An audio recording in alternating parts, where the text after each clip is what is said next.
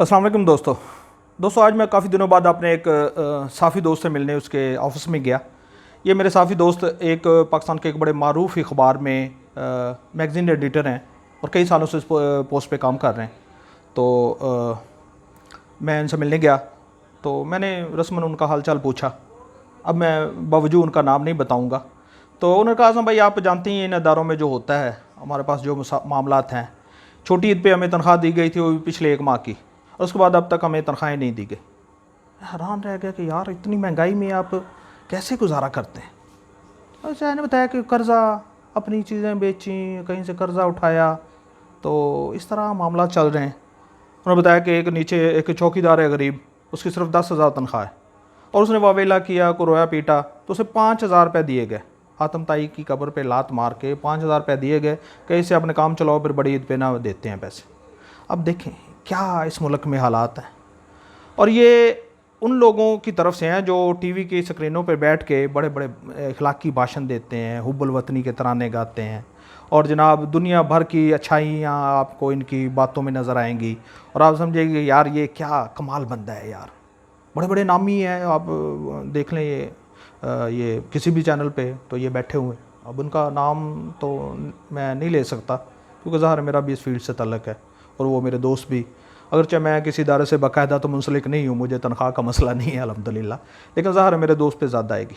तो ये इन लोगों के हालात हैं। और मज़ेदारी की बात है कि इस अखबार का जो मालिक है वो ख़ुद इस मुल्क का एक नामी ग्रामी साफ़ी है, एक लिविंग लेजेंड। वो बंदा जिसने बहुत छोटे लेवल से आगाज़ किया और अपनी मेहनत करता से मतलब अपनी मेहनत से, लगन से तरक्की करता करता वो जनाब इस अखबार का मालिक बना। उसने चैनल बनाया, एक अंपायर खड़ी की, और जनाब उस दूसरी तरफ ये देखें उनके मामलात कि वो अपने गरीब मतलब वर्कर्स को इतने इतने महीने तनख्वाह नहीं देते। तो मैं हैरान था कि ये लोग क्या करें बेचारे। ये अगर ज़मीर फ़रोशी ना करें, कलम फ़रोशी ना करें, तो ये कहाँ जाएं। अब ये भीख तो नहीं मांग सकते कि सड़क पे खड़े होके कासा पकड़ के लोगों से भीख मांगे। अगर ये इनकी एक सेल्फ़ रिस्पेक्ट होती तो मुझे समझ आई कि लोग जो ये जो साफ़ी ज़मीर फ़रोश बन जाते हैं, ये अहमद मीर बनता है, जुवेद चौधरी बन जाते हैं, ये अरफान सिद्दीकी बन जाते हैं, ये क्यों बनते हैं। उसके पीछे इस तरह की वजूहात होती हैं। भूख, गुर्बत, नाइंसाफ़ी, ये इस कदर शदीद इन पे इसको इनका खौफ होता है इन्हें कि उसके लिए ये कलम फ़रोशी तो क्या कुछ भी करने पे तैयार हो सकता है।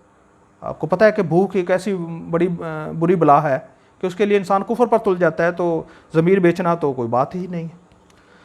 तो इसके और इदारे भी वो जिनके मालकान ख़ुद साफ़ी हैं, जो ख़ुद इन सारे मामलात से गुज़र कर ऊपर आते हैं, और उनको पता होता है कि क्या कैसी सूरत हाल है, लेकिन इसके बावजूद वो जुल्म से बाज़ नहीं आते, हक़ खाने से बाज़ नहीं आते। बहुत ही अफसोसनाक हालात हैं। उनके मुकाबले में वो इदारे जो जिनके मालकान ख़ुद साफ़ी नहीं हैं, उनके मामलात कदरे बेहतर हैं। वो फिर भी प्रोफेशनल तरीके से चलाते हैं, वर्कर्स को तनख्वाहें भी देते हैं और ये सब। और इनका आलम ये है कि ये ख़ुद करोड़ों से तजावज़ करके अरबों में चले जाते हैं। इनकी इतनी इतनी जायदादें पाकिस्तान में, बाहर, ये जनाब बड़ी बड़ी गाड़ियों में और महल्लात में ख़ुद रहते हैं, लेकिन अपने वर्कर्स को तनख्वाहें नहीं देते। यार कितना सितम है। तो मैंने सोचा कि यार ये सूरत हाल सब दोस्तों के सामने लाई जाए ताकि इनका मकरू चेहरा दुनिया के सामने पेश किया जाए। और एक मज़े की और बात, ये नई हुकूमत ने उसको ये पता था कि ये मालकान क्या करते हैं, तो उन्होंने ये मामला एक मशरूत कर दिया कि उस अखबार को, उस इदारे को, उस चैनल को इश्तिहारात मिलेंगे जहाँ पे वर्कर्स के साथ ज़्यादती नहीं होगी, यानी उनको तनख्वाहें दी जाएंगी। इसका भी इन्होंने तोड़ निकाला हुआ। ये बड़े शातिर आपको पता है होते तो हैं ही। तो इन्होंने कोई ऐसा जुगाड़ कर करा के ना वो एक बैलेंस शीट दे देते हैं, जी जी हमें सिर्फ हमारे ज़िम्मे इसी माह की तनख्वाह है, तो वो अगले महीने हम दे देंगे, तो हमारे मामला ठीक चल रहे हैं।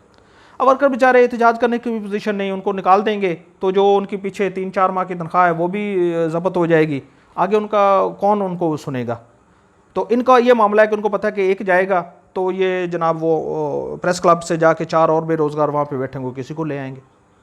वो 4 महीने काम करेगा, उसको तनख्वाह नहीं मिलेगी, वो छोड़ के भाग जाएगा, कोई और ले आ जाए। इसी तरह ये सिलसिला चलता रहेगा। ये जुल्म का, ये नाइंसाफ़ी का, ये हक़ खाने का, ये मकरू धंधा इनका चलता रहेगा। तो ये बेचारे कलमी मज़दूर, मुझे बड़ा अफसोस हुआ